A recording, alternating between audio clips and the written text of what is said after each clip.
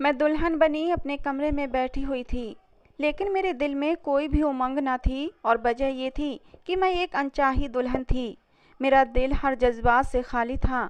मैं इस समय दिमागी दबाव में थी कि तभी मेरे कमरे का दरवाज़ा खुला तो मेरी सांसें अटक गई थीं, क्योंकि आने वाला कोई और नहीं बल्कि मेरी बेचैनी की वजह यह भी थी कि मैं अपनी ही दोस्त की सौतन की हैसियत से इस घर में आई थी। नताशा से मेरी दोस्ती उस समय हुई थी जब मेरी उम्र सिर्फ 5 साल की थी। मैंने जब आँख खोली तो खुद को अनाथ आश्रम में ही देखा था। मैंने होश संभालते ही अनाथ आश्रम का माहौल देखा था और मेरी इंचार्ज ने ही मुझे बताया था कि तुम एक दिन की थी जब तुम्हें कोई अनाथ आश्रम के बाहर पड़े झूले में डालकर चला गया था। शायद मैं अपनी माँ की 5वीं या फिर छठी बेटी थी और मेरे बाप ने मेरी माँ को तलाक की धमकी दी होगी कि अगर बेटी हुई तो तलाक दे दूंगा, इसीलिए उसने चुपचाप मुझे झूले में डाल दिया होगा। या फिर मैं किसी की नाजायज औलाद थी जो किसी ने अनाथ आश्रम के बाहर पड़े झूले में डालकर मुझसे जान छुड़ाई थी। मैं नहीं जानती थी कि मेरी माँ कौन है, मेरे बाप कौन हैं। बस 3 साल की उम्र में जब होश संभाला तो खुद को अनाथ आश्रम में ही पाया था। वहाँ रूखी सूखी रोटी जैसी भी मिलती थी चुपचाप खा लेती थी। बचपन से ही हमें सब्र करना सिखाया गया था। मुझे क्या, अनाथ आश्रम में रहने वाले हर बच्चे का यही हाल होता था। लेकिन एक रात मैं सो रही थी जब मुझे रोती हुई बच्ची की आवाज़ सुनाई दी थी। क्योंकि मैं नींद की कच्ची थी इसलिए मेरी आँख खुल गई थी। मुझे लगा जैसे वो रोने वाली बच्ची की आवाज़ मेरे कहीं पास से ही आ रही हो। उसकी आवाज़ ने जैसे मुझे बेचैन कर दिया था कि तभी अचानक से ही हमारे कमरे का दरवाज़ा खुला। सामने एक नौकरानी खड़ी थी जो एक 5 साल की बच्ची का हाथ पकड़े उसे अंदर ले आई थी। मेरी उम्र भी लगभग 5 साल ही थी। वो बच्ची रोए जा रही थी, मम्मी मम्मी पुकार रही थी कि मुझे मेरी मम्मी के पास जाना है, मुझे यहाँ नहीं रहना, मैं अपनी मम्मी के बगैर मर जाऊँगी, भगवान के लिए मुझे मेरी माँ के पास छोड़ दो। वो नौकरानी कहने लगी कि तुम्हारा ठिकाना अब यही है, इसलिए रो रो कर हमें तंग मत करो। मेरे साथ वाला बिस्तर खाली था। नौकरानी ने उसे वहां बिठा दिया और कहने लगी चलो सो जाओ, और खबरदार जो अब तुमने रो रो कर सारा अनाथ आश्रम सर पर उठाया, जब से आई हो रोए जा रही हो। नौकरानी ने उसे डांट दिया और बाहर चली गई। मैं उठकर बैठ गई थी। वो मुझे देखने लगी, साथ ही साथ सिसकियां भरने लगी, कुछ डरी सहमी भी लग रही थी, सर पर पट्टी बंधी हुई थी। मुझे उस पर दया आ गई। अचानक पता नहीं क्यों मुझे नताशा को देखकर अपने दिल में एक मोहब्बत सी महसूस हुई थी। मैं उसके बिस्तर पर आ गई और उसे अपने साथ सीने से लगा लिया।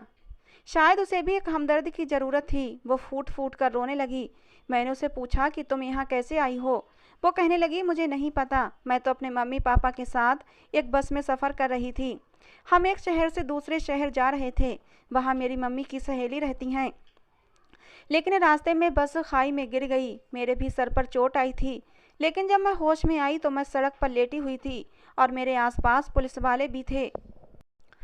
उन्होंने कहा कि इस बच्ची को होश आ गया है। जब मैं उठी तो वहाँ मौजूद पुलिस वालों में से मैंने अपने माँ बाप के बारे में पूछा, लेकिन वो लोग कहने लगे सब लोग खाई में गिरकर मर चुके हैं, बस तुम ही जिंदा बची हो।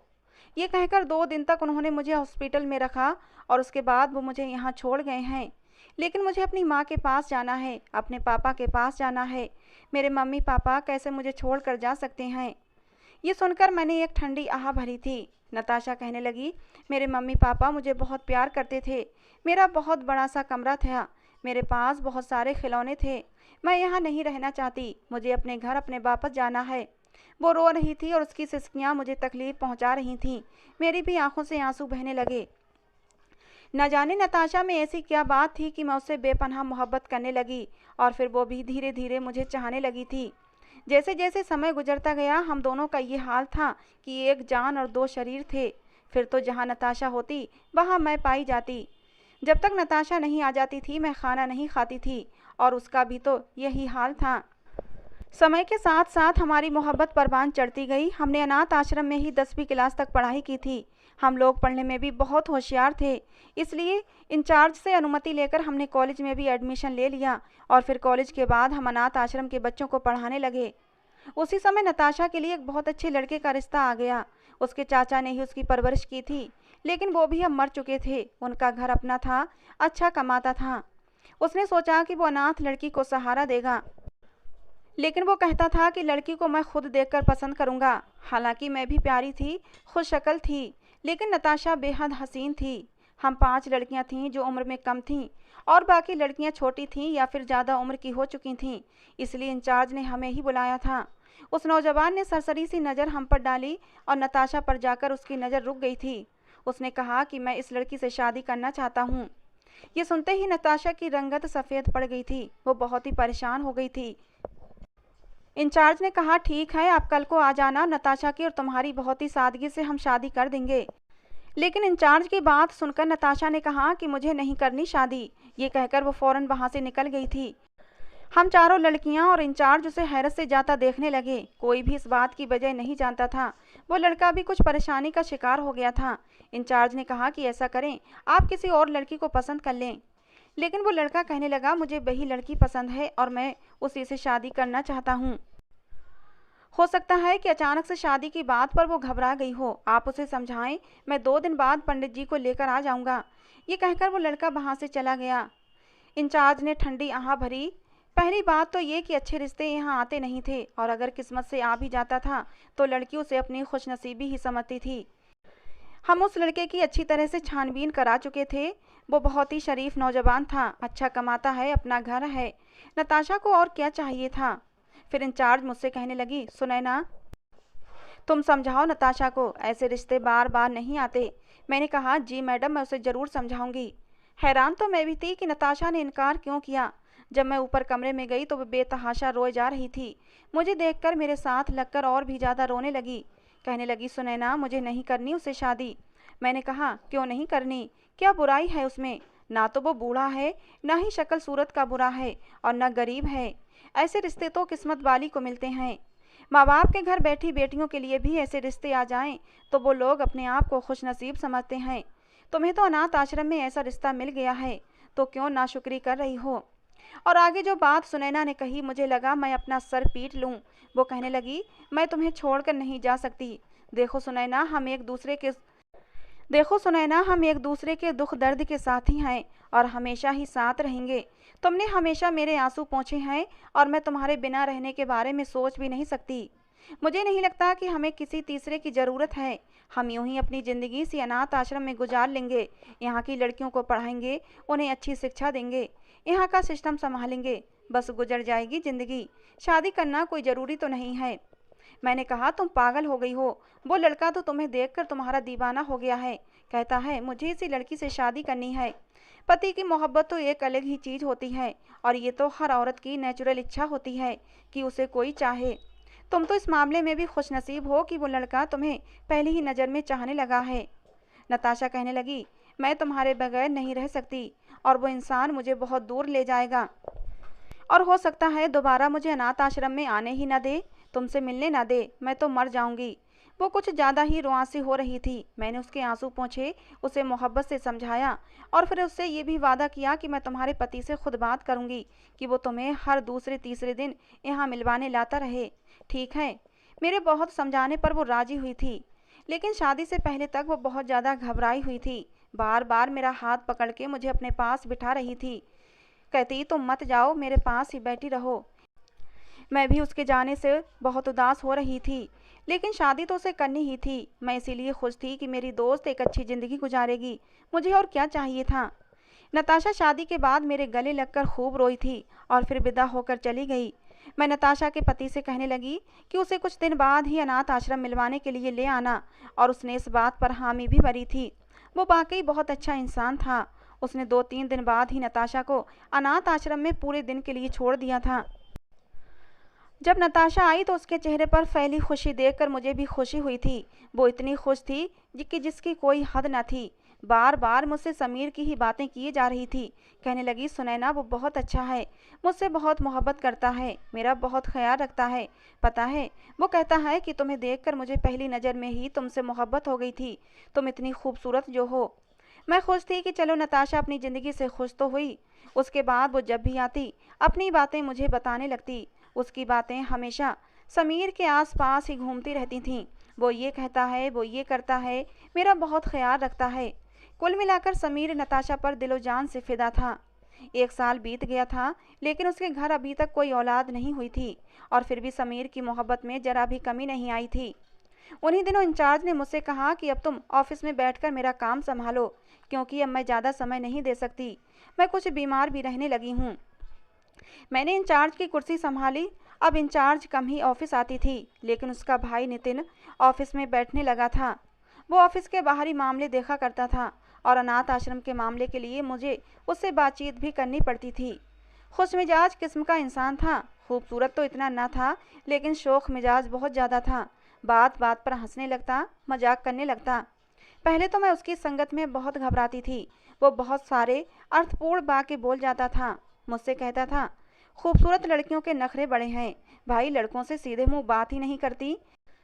अब इतनी भी क्या बेमुरब्बती। हाँ, शायद खूबसूरत नहीं हूँ मैं, और हैंडसम नहीं हूँ, शायद इसीलिए। वो मुझे कंफ्यूज देखकर कहने लगा, यार तुम बताओ सुनैना, क्या मैं हैंडसम नहीं हूँ? जो लड़कियाँ मुझे देखकर ही रुख बदल जाती हैं। अब उसकी बात का मैं क्या जवाब देती। मैं बात को टालने की कोशिश करने लगी। मैंने कहा, आपको मालूम है कि जो नए बच्चे अनाथ आश्रम में आए हैं, उनमें से कम उम्र बच्चियों की संख्या कितनी है? मैं खामखा ही रजिस्टर खोलकर उनमें से देखकर बात करने लगी थी। उसने मेरे हाथ से पेन लेकर एक तरफ रख दिया और रजिस्टर बंद कर दिया। कहने लगा, सुनैना, मैंने तुमसे कुछ पूछा है, मुझे बताएं। मैंने कहा, आपके सवाल का मैं क्या जवाब दे सकती हूँ? बहुत ही बेकार सा सवाल है। सुमित कहने लगा, असल में मैं एक लड़की को पसंद करता हूँ, दिलो जान से उसे चाहने लगा हूँ, लेकिन वो तो मुझे घास ही नहीं डालती, मुझे देखकर ही अपनी नज़रें फेर लेती है। इसीलिए मुझे डर सा लगा रहता है कि मैं उससे इजहार मोहब्बत करूं और आगे से वो मुझे खरी खरी सुना दे।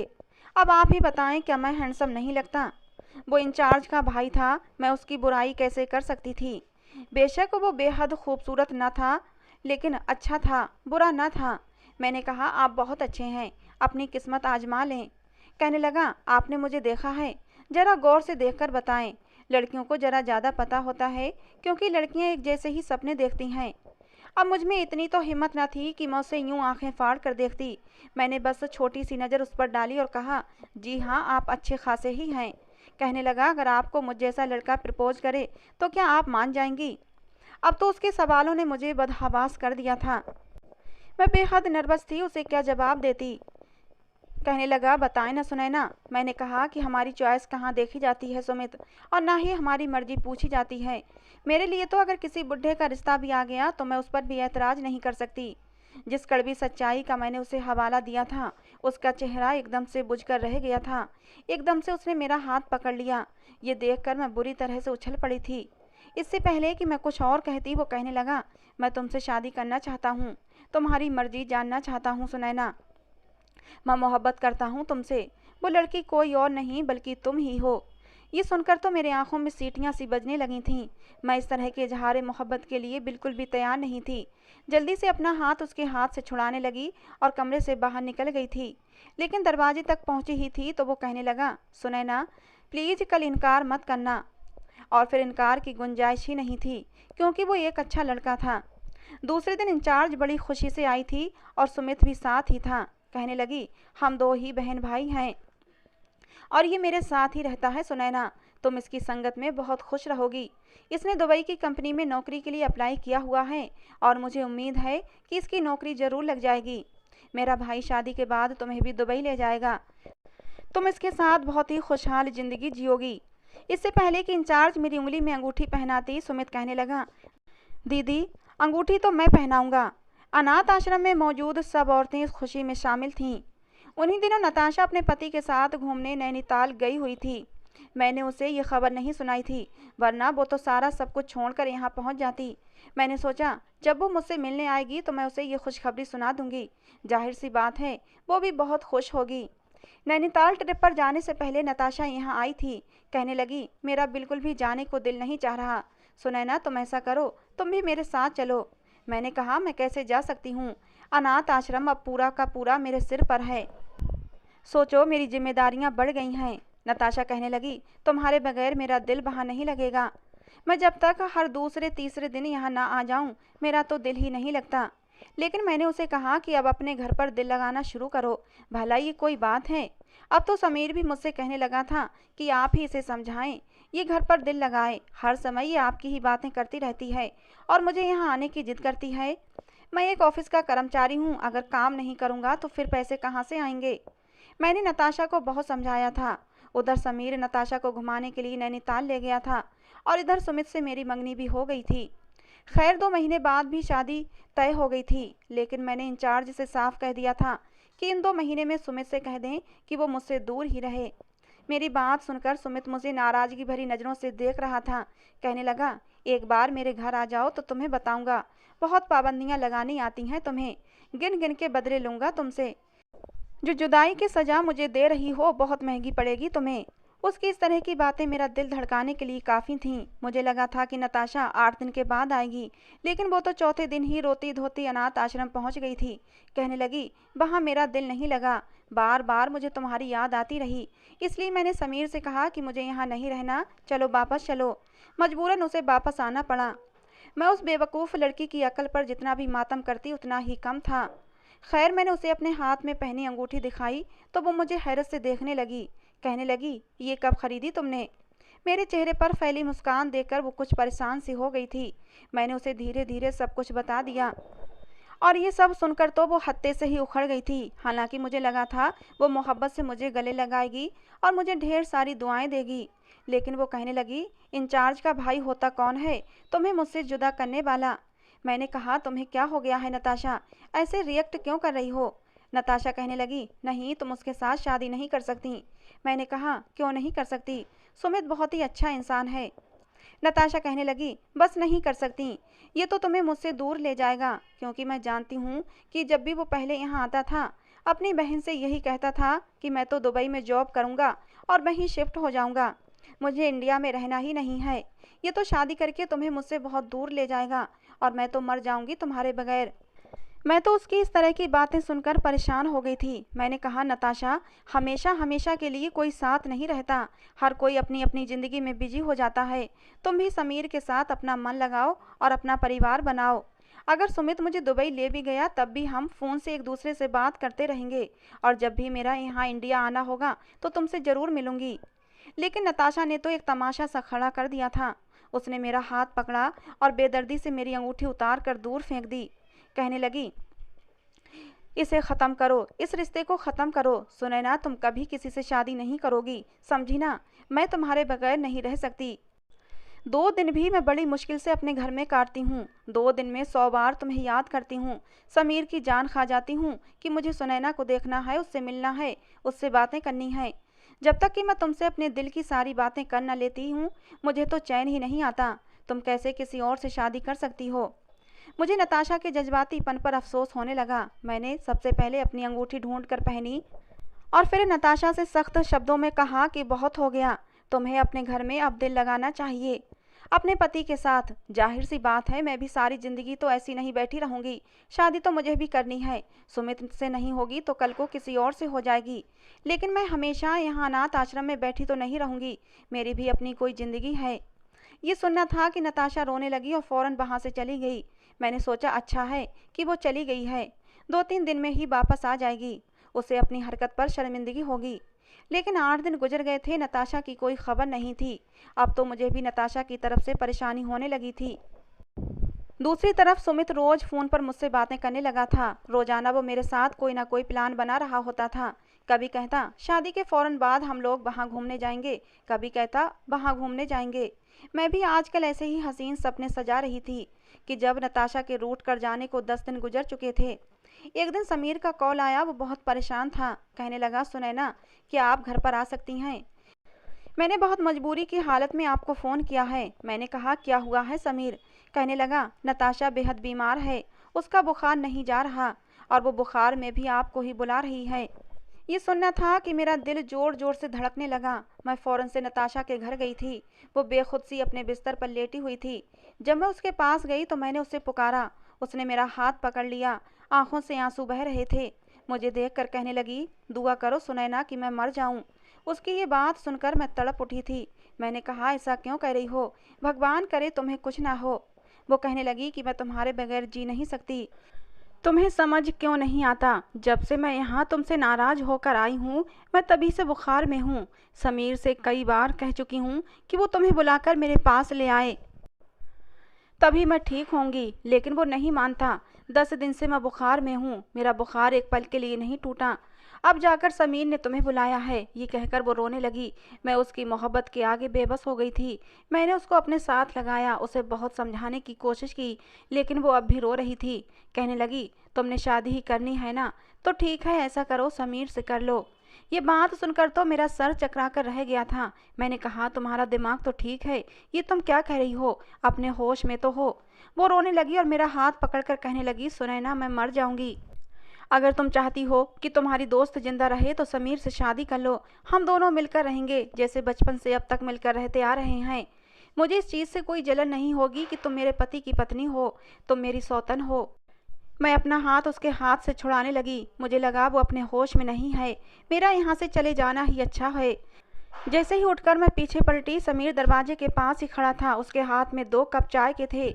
मेरा उसकी नज़रों से टकराव हुआ था तो वो कुछ गड़बड़ा सा गया था। उसके चेहरे की नागवारी साफ जाहिर थी। मैं फौरन से कमरे से निकल आई थी। मैं सोच भी नहीं सकती थी कि नताशा मुझे ये बात भी कह सकती है। अंदर से मुझे नताशा की और समीर के लड़ने की आवाज़ें आ रही थीं। वो बार बार कह रही थी कि तुम मेरी दोस्त से शादी कर लो, वरना मैं उसके बगैर मर जाऊंगी। और वो लड़ रहा था कि तुमने तमाशा बना रखा है। मैं तुम्हें पहले भी कह चुका हूँ कि मैं सिर्फ तुमसे मोहब्बत करता हूँ और तुम्हारे अलावा मैं कभी किसी को आंख भर के देख भी नहीं सकता। और शादी तो बहुत दूर की बात है। मुझे नहीं करनी तुम्हारी दोस्त से शादी। यही बेहतर होगा कि तुम भी अपने घर में दिल लगाने की कोशिश करो, क्योंकि तुमने अपनी वजह से सबको परेशान कर रखा है। लेकिन उसके बाद मुझे अचानक से समीर के चिल्लाने की आवाज़ आई। मुझे किसी अनहोनी का एहसास हुआ तो मैं जल्दी से कमरे में भागी थी। मैंने देखा कि नताशा ने अपने मुंह में ढेर सारी नींद की दवाइयाँ डाल रखी थीं और पानी पीकर उन्हें निगल लिया था। कहने लगी, ठीक है, मैं मर जाती हूँ, फिर तुम दोनों जो चाहे कर लेना। ये सुनना था कि हम दोनों के होश उड़ गए थे।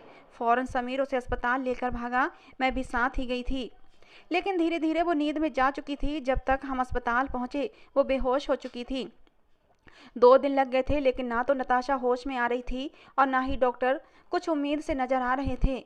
उन्होंने उसका मैदा तो वॉश कर दिया था, लेकिन कहने लगे कि दवा का असर उसके पूरे शरीर में फैल गया है।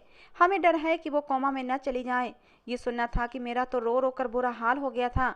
समीर की हालत भी मुझसे अलग न थी। 2 दिन बाद उसे होश आया तो हमारी जान में जान आई, लेकिन वो अपनी जिद पर अब भी अड़ी हुई थी। हम दोनों से कहने लगी, अगर तुम दोनों ने शादी न की तो मैं फिर से ऐसी ही कोई और हरकत करूंगी। मैं सुमित को कभी भी सुनैना के साथ बर्दाश्त नहीं कर सकती, किसी के साथ भी बर्दाश्त नहीं कर सकती।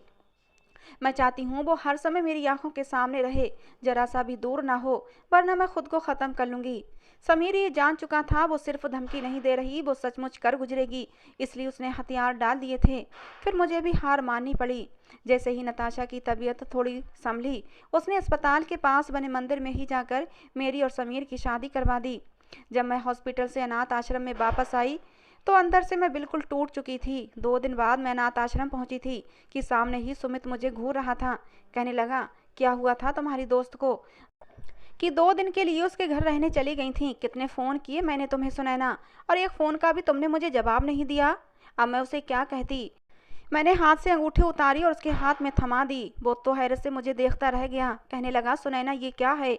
मैंने कहा कि सुमित, मैं तुमसे रिश्ता ख़त्म करना चाहती हूँ, मैं ये रिश्ता नहीं निभा सकती। ये सुनना था कि वो गुस्से से पागल होने लगा। कहने लगा, तुम्हारा दिमाग ख़राब हो गया है क्या? मैं तुमसे बेतहाशा मोहब्बत करता हूँ, रोज़ाना फ़ोन पर हम बातें करते हैं। कल तक तो तुम्हें इस रिश्ते पर कोई भी ऐतराज़ नहीं था, लेकिन अचानक से आज क्यों हो गया? मैंने कहा, आज मेरी शादी हो गई है। ये सुनना था कि वो मुझे यूं देख रहा था जैसे कि मैं झूठ बोल रही हूँ, और अब उसकी नज़र मेरी मांग में भरे सिंदूर पर पड़ी थी तो वो चौंक गया था। सुनैना, ये सब क्या है? कह दो कि ये सब झूठ है। सुमित कहने लगा, सुनैना, भगवान के लिए ऐसा जानलेवा मजाक मत करो। ये सब सुनकर मैं हाथों से अपना चेहरा छुपाकर फूट फूट कर रोने लगी। मैंने उसे रोते रोते सब कुछ बता दिया था। वो कहने लगा कि ये जज्बाती फैसला है, तुम अभी के अभी तलाक लो उस लड़के से। मैं इस रिश्ते को नहीं मानता। जब तुम्हारा दिल ही इस बात के लिए राजी नहीं तो तुम कैसे शादी कर सकती हो? ये तुम्हारे साथ भी ज्यादती है, मैं बर्दाश्त नहीं करूँगा। सुनैना, चलो फ़ोन लगाओ अपनी दोस्त को। सुमित बेहद परेशान था। मैंने कहा, सुमित, वो मर जाएगी। पहली बार मैंने सुमित की आंखों में आंसू देखे थे। कहने लगा, और मेरे बारे में नहीं सोचा तुमने? क्या मैं इतना गैर हूँ तुम्हारे लिए? क्या मेरे लिए तुम्हारे दिल में कोई भी जज्बात नहीं? वो अपने आंसू पोंछने लगा। ठीक है, जाओ, जाकर अपनी दोस्त को जिंदगी दो। ये कहकर वो रुका नहीं था, अनाथ आश्रम से बाहर निकल गया था। 2 दिन तक मैं रोती रही थी। एक दिन अनाथ आश्रम की इंचार्ज मेरे पास आई और कहने लगी, सुनैना, ये तुमने अच्छा नहीं किया, मेरे भाई का दिल तोड़ दिया है। वो आज शाम की फ्लाइट से दुबई जा रहा है, हमेशा हमेशा के लिए, क्योंकि दुबई में उसकी जॉब लग गई है और शादी के फौरन बाद वो तुम्हें भी ले जाता।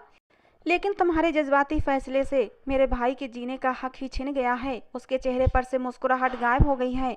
आज रात की फ्लाइट से वो जा रहा है और कभी वापस नहीं आएगा। ये सुनकर मेरा दिल कुछ पल के लिए मेरे सीने में ही थम सा गया था। लेकिन मैं क्या कर सकती थी?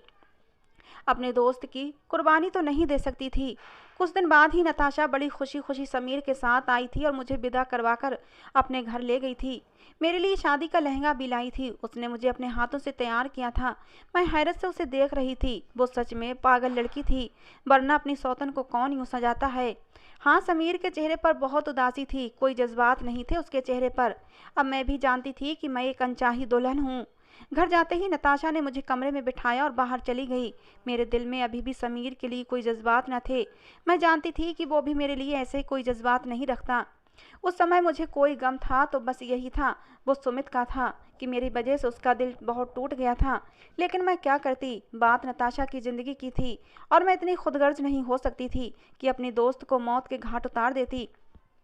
फिर मैंने ये सोचा कि समय के साथ साथ वो भी संभल जाएगा। तभी मेरे कमरे का दरवाज़ा खुला और मैं सिमट कर बैठ गई थी। मैं सोच चुकी थी कि समीर से कह दूंगी कि अभी मैं इस रिश्ते के लिए दिमागी तौर पर तैयार नहीं हूँ।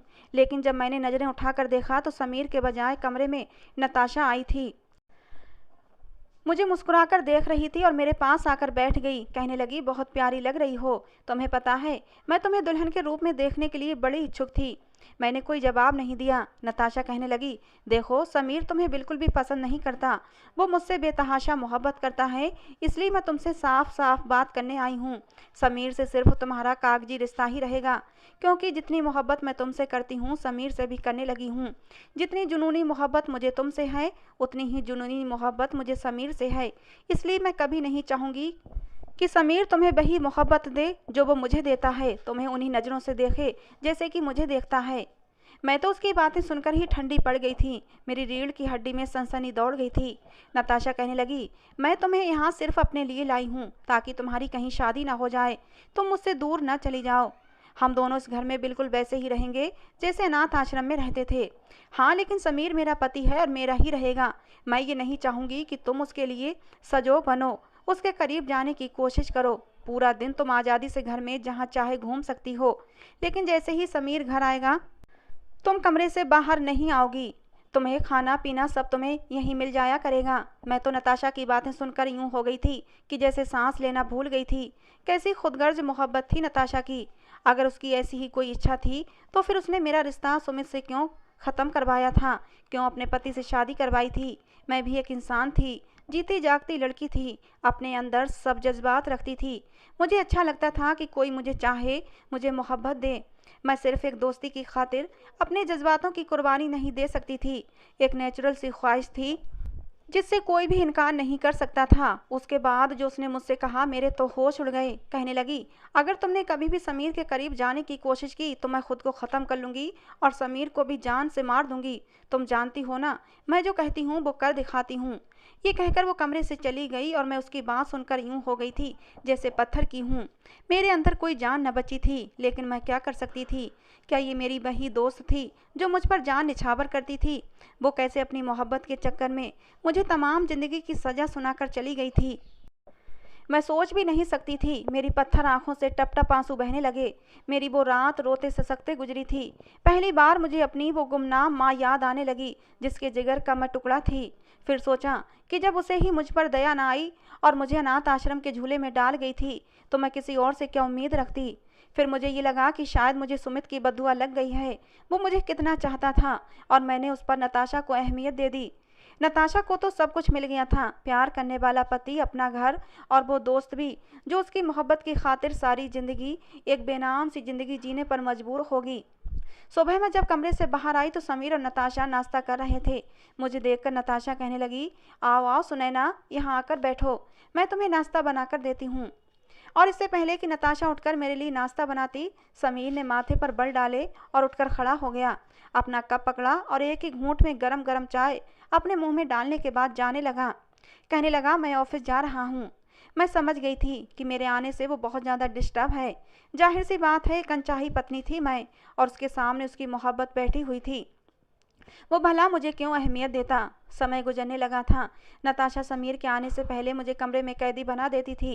मेरा खाना भी वहीं देती थी। अक्सर मुझे कमरे से बाहर समीर और नताशा के हंसने की आवाज़ें आती थीं। मैं उस वक्त फूट फूट कर रोने लगती थी। मुझे अपनी गलती का अब पूरी तरह एहसास हो रहा था। नताशा वैसे तो मेरा बहुत ख्याल रखती थी, लेकिन समीर के सामने मुझे आने नहीं देती थी। 3 महीने गुजर गए थे। मुझे लगता था कि जैसे मैं कठपुतली हूँ, नताशा के इशारों पर नाचने वाली। एक रात जब मैं रो रही थी, मेरे कमरे में दस्तक हुई। मुझे लगा नताशा ही होगी। मैंने आंसू साफ किए और दरवाज़ा खोल दिया तो मुझे हैरत का झटका लगा। सामने समीर खड़ा था। मुझे देखकर कहने लगा, आप रो क्यों रही हैं? मुझे उस समय उस पर इतना गुस्सा आया कि जिसकी हद नहीं थी। क्या वो इतना अनजान था? मैंने कहा, आपको कोई फ़र्क नहीं पड़ना चाहिए। आपके पास आपकी पत्नी मौजूद हैं, जाएं उसके पास जाएं, मुझे मेरे हाल पर छोड़ दें। ये कहकर मैंने दरवाज़ा बंद कर दिया। काफ़ी देर तक मेरे दरवाजे पर दस्तक होती रही, लेकिन मैं पत्थर की बनी बैठी रही। एक बार रात के 3 बजे मेरे सर दर्द के मारे फट रहा था। मैंने सोचा इस समय वो दोनों कमरे में जा चुके होंगे, इसलिए मैं अपने लिए चाय बनाने किचन में चली आई। अभी मैं चाय बना ही रही थी कि मुझे लगा जैसे किचन के दरवाजे पर कोई खड़ा है। मैंने अचानक मुड़कर देखा तो हैरान हो गई। समीर किचन के दरवाजे को टेक लगाए खड़ा था और मुझे ही देख रहा था।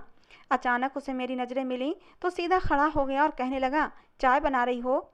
मैंने कहा, जी हाँ, मेरे सर में दर्द हो रहा था। कहने लगा, सर में दर्द तो मेरे भी हो रहा है। काफ़ी रातों से जाग रहा हूँ। किसी की सिसकियाँ चैन नहीं लेने देती। ऐसा करो, मेरे लिए भी चाय बना दो। मेरे हाथ कुछ पल के लिए वहीं थम गए थे, लेकिन मैंने कोई जवाब नहीं दिया। मैं चाय तो बना चुकी थी, इसलिए एक कप में चाय डाली और कह दिया कि आप पी लें, मैं सोने जा रही हूँ। इससे पहले कि मैं किचन से बाहर निकलती, उसने मेरा हाथ पकड़ लिया। मुझे लगा जैसे करंट सा मेरे पूरे शरीर में दौड़ गया है। समीर कहने लगा, चाय तुमने अपने लिए बनाई थी, फिर अपना कप मुझे देकर क्यों जा रही हो? कब तक दूसरों के लिए अपनी इच्छाओं को मारती रहोगी? चलो ऐसा करते हैं, आधी आधी पी लेते हैं। ये सुनकर मुझे हैरत हुई थी। जो कुछ उसकी आंखों में था मुझे हड़बड़ाने पर मजबूर कर रहा था।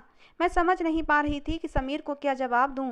मेरा हाथ पकड़े वो मुझे शेल्फ के पास ले गया और एक घूंट चाय का भरकर कप मेरी तरफ बढ़ा दिया। कहने लगा, लो पी लो। मैं जितना भी हैरान होती उतना ही कम था। मैं हैरत से उसे तक रही थी। वो कहने लगा, मैं जानता हूँ कि मैं बेहद स्मार्ट हूँ, हैंडसम हूँ और मुझे देखने का तुम पूरा हक भी रखती हो, लेकिन ज़रा मुझे ये तो बताओ कि तुम मुझसे छुपती क्यों हो? मैं तो तुम्हें देखने के लिए भी तरस जाता हूँ। मैं जब भी ऑफिस से आता हूँ मुझे तुम नज़र नहीं आती। समीर की बातें मुझे हैरान कर रही थीं। मैंने कहा, आपको परवाह है क्या? जाने क्यों मैं शिकवा कर बैठी थी उस पर। वो कहने लगा, बहुत परवाह है, इसीलिए तो पूछ रहा हूँ कि तुम अपना दरवाज़ा क्यों लॉक रखती हो? कभी तुम्हें देखने का जी भी चाहे तो मैं दरवाजे से ही लौटकर वापस चला जाता हूँ। इतना जुल्म तो अच्छा नहीं होता सुनैना। मैं उसकी बातें सुनकर हैरान थी। क्या वो मुझसे मोहब्बत? मेरा दिल जोरों से धड़का था। फिर वो कहने लगा, सुनैना, तुम एक बहुत ही अच्छी लड़की हो, इसलिए मैं तुम्हें ना चाहते हुए भी चाहने लगा हूँ। शायद ये हमारे बीच बने रिश्ते की डोर है जो मुझे तुम्हारी तरफ खींचती है। रात भर तुम्हारी सिसकियाँ मुझे बेचैन करती हैं। जब भी मैं ऑफिस से आता हूँ मेरी नज़रें तुम्हें ही तलाशती हैं। तुम मेरी पत्नी हो, इसलिए तुम्हें कमरे में बंद रहने की कोई ज़रूरत नहीं है। कल जब मैं ऑफिस से आऊँ तो तुम तैयार होकर बाहर बैठना, जैसे कि नताशा होती है। ये कहकर वो किचन से चला गया और मैं हैरत की तस्वीर बने उसी देखती रही। अगले दिन मैंने वैसा ही किया। मैंने एक अच्छा सा ड्रेस निकाल कर पहना और खूब तैयार हुई थी और समीर के आने से पहले बाहर आकर खड़ी हो गई थी। मुझे इस हाल में सजा समरा देखकर नताशा की हैरत से आंखें फटी की फटी रह गई थीं। कहने लगी, तुम यहाँ क्या कर रही हो? इससे पहले कि मैं उसे कोई जवाब देती, बाहर की डोरबेल बजी थी। मैं फौरन से दरवाजे के पास गई और दरवाज़ा खोला तो सामने समीर का मुस्कुराता हुआ चेहरा देखकर मेरे चेहरे पर भी मुस्कुराहट आ गई थी। उसके हाथ में 2 शॉपिंग बैग्स थे। उसने मुझे एक पकड़ा दिया और कहने लगा, ये तुम्हारे लिए है। ये सुनकर तो मैं खुश हो गई थी। फिर आगे बढ़कर एक दूसरा बैग उसने नताशा को पकड़ा दिया, लेकिन वो गुस्से में थी कि उसने वो शॉपिंग बैग वहीं फेंका और अपने कमरे में चली गई। इससे पहले कि मैं उसके पीछे जाती, समीर ने मेरा हाथ पकड़ लिया और कहने लगा, कोई ज़रूरत नहीं है उसे सर पर चढ़ाने की। खाना गर्म करो, हम दोनों आज साथ में खाना खाएंगे। मैंने कहा, कि कहीं वो खुद को कोई नुकसान न पहुंचा ले। समीर ने कहा कि वो कुछ नहीं करेगी। समीर ने मेरे साथ बैठकर खाना खाया, बल्कि पहला निवाला भी अपने हाथ से मुझे खिलाया था। मेरी आंखों से आंसू बहने लगे। समीर कहने लगा, यूं रोकर मुझे और शर्मिंदा मत करो। मैंने तुम्हारे साथ बहुत ज्यादती की है। मेरा जमीर मुझे इस बात की इजाज़त नहीं देता कि उस लड़की के साथ बुरा सलूक करूं जो अपनी हंसती खेलती जिंदगी को सिर्फ नताशा के जज्बातीपन को देखकर छोड़कर चली आई है। अपने हाथों से उसने मेरे आंसू पोंछे और फिर मेरे कान के करीब आकर कहने लगा, सुनैना, अपने कमरे का दरवाज़ा आज रात को लॉक मत करना। मेरा दिल एक अजीब से लय में धड़कने लगा था।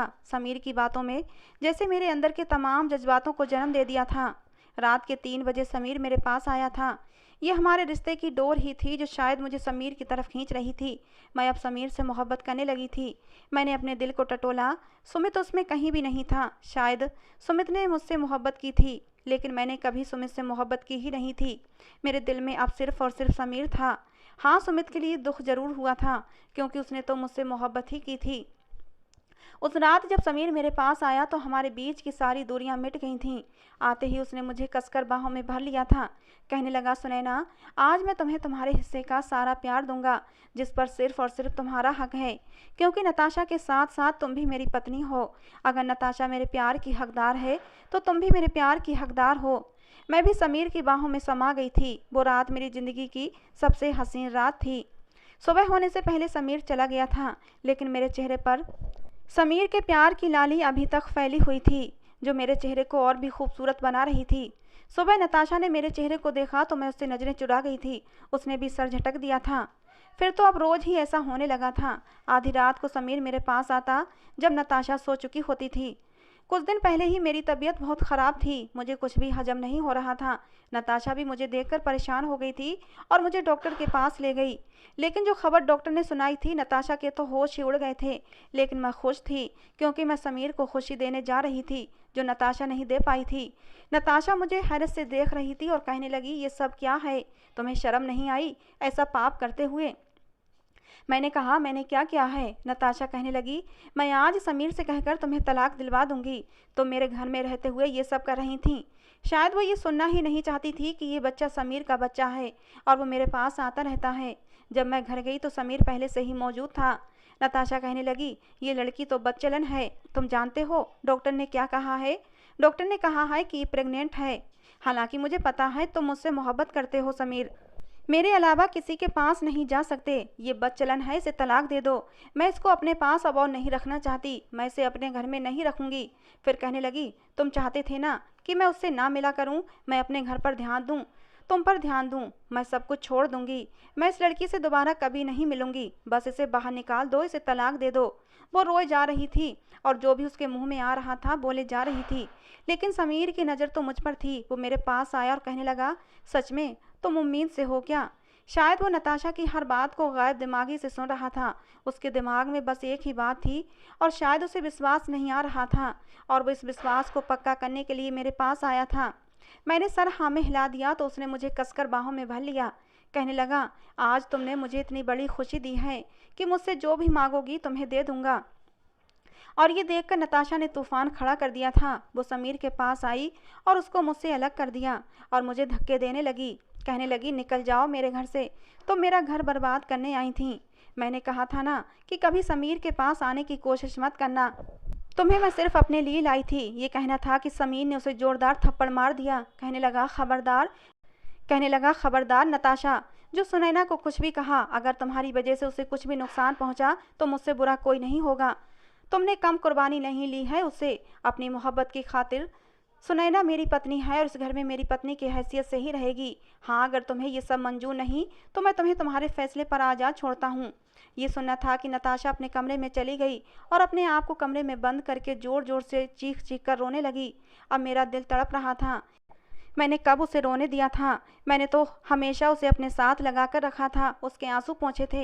लेकिन समीर ने मुझे कमरे में नहीं जाने दिया।